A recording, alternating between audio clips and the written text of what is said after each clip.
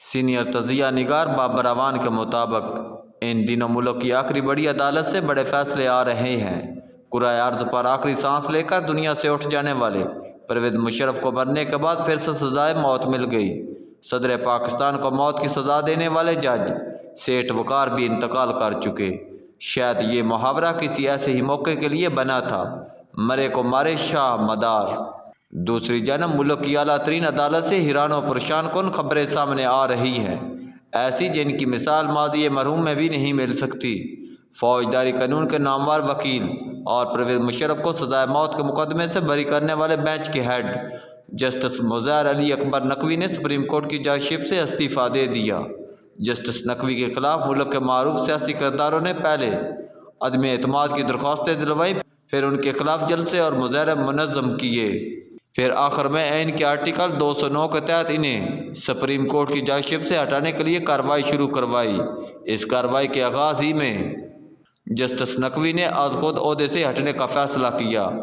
ایسا فیصلہ supreme court کی حد تک کم ملے گا، اور اتنا حوصلہ بھی اس کی وجہ صاف ظاہر ہے کہ جسٹس نقوی، آپ اور ہم ایک ایسے سماج میں جیتے ہیں جہاں محلے کا کونسلر بھی استعفیٰ نہیں دیتا۔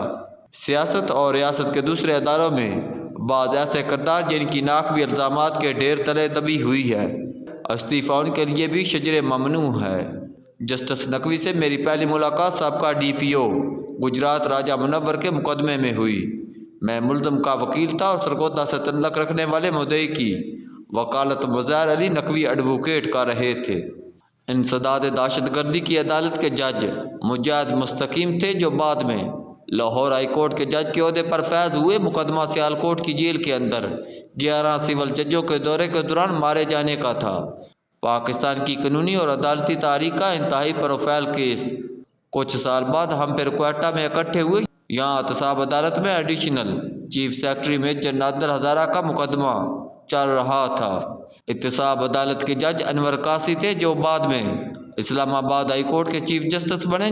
جسٹس قاسی کے خلاف بھی سیاسی مخالفین نے سپریم جوڈیشل کونسل میں آرٹیکل 209 کی شکایات ڈالیں۔ ایک طویل کارروائی کے بعد جسٹس قاسی سرخرو ٹھہرے۔ اسی عرصے میں پٹھار سے تعلق رکھنے والے جسٹس شوکت صدیقی کو گمشدہ افراد کے مقدمات اور عدلیہ میں مداخلت کاری پہ آواز اٹھانے کے جرم میں اسلام آباد ہائی کورٹ کے جج شپ سے ہٹا دیا گیا۔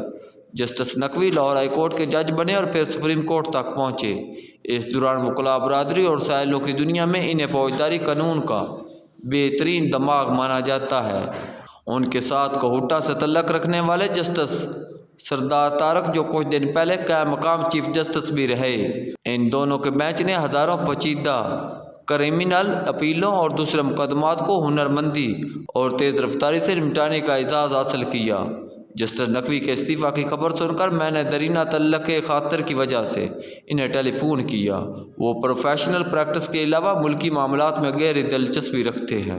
جسٹس نقوی کے استعفیٰ کے 24 گھنٹے کے اندر سپریم کورٹ آف پاکستان کے اگلے چیف جسٹس جسٹس اعجاز الحسن نے بھی اپنے عہدے سے استعفیٰ دے دیا۔ باخبر وکالتی حلقوں میں جسٹس اعجاز الحسن کے اس فیصلے کو برادر جج کے خلاف کارروائی پہ احتجاج سمجھا جا رہا ہے۔ ایسی مزید خبریں بھی گردش میں ہیں۔ استعفیٰ دینے سے صرف 2 دن پہلے جسٹس اعجاز الحسن سے جسٹس نقوی کے خلاف ہونے والی کارروائی کو غیر منصفانہ رولز اور روایات کی نفی قرار دیا۔ اس حوالے سے انہوں نے اپنے تحریری موقف کا کھل کر اظہار کیا۔ یہ ہماری جوڈیشل تاریخ کا پہلا موقع ہے کہ in the line of chief justice میں کھڑے کسی جج نے عہدہ سنبھالنے سے چند ماہ قبل مستعفی ہونے کی تاریخ رقم کی۔ اس سلسلے کی بہت سی وجوہات ناقابل بیان و اشاعت بھی ہیں، لیکن اس حوالے سے اب کوئی شک باقی نہیں رہا کہ میدان وکالت کے بعد ہمارے نظام عدالت میں بھی گہری گروپنگ اور کھلی پاپولرائزیشن موجود ہے۔ سپریم کورٹ سے تیسرا فیصلہ وہ سامنے آیا جس سے 1973 کا اسلامی دستور سیکولر اور لبرل تشریعات کی زد میں آ گیا۔ ویسے بھی رجیم چینج کے بعد 1973 کا دستور جس قدر بے حیثیت، بے توقیر اور بے وقت کیا جا رہا ہے، اسے آپ دستور کے لیے اس دور کی کربلا کہہ لیں۔ اب چلے مرے کو مارے شاہ مدار کیس کی طرف۔ پرویز مشرف نے 12 اکتوبر 1999 کو عین طور پر پاکستان کی 5 پارلیمنٹ کے ایوانوں کو رخصت کر دیا۔ 12 اکتوبر کے مارشل لاء کو ہماری پٹھاری پارلیمنٹرین سے ظفر علی شاہ نے چیلنج کیا تھا۔ इस रिपोर्ट शुदा मुकदमे का अनुमान है ज़फ़र अली शाह बनाम जनरल परवेज़ मुशर्रफ। इस गैर आईनी इनकलाब के बाद भी, असम्बलियाँ टूटने के बाद भी, नून लीग के मुंतखब करदा सदर रफ़ीक ताड़र ने मार्शल लॉ का तोक़े ग़ुलामी अपने गले में डाले रखा। परवेज़ मुशर्रफ ने जिस पार्लियामेंट को तोड़ा था, इसकी डेफिनेशन और कॉम्पोजिशन आइन के आर्टिकल नंबर 50 में की गई है, जिसके 3 हिस्से हैं। टूटने वाली पार्लियामेंट का पहला हिस्सा सदर पाकिस्तान था। सदर मुशर्रफ के नीचे बैठने से वोट को इज्जत देने वाले नवाज शरीफ ने इस इज्जत का अपने हाथों से जनाजा निकाला। वज़ीर आज़म पाकिस्तान की 6 पार्लिमानी अवानों में से एक से मुंतखब होता है, जो कौमी असम्बली है।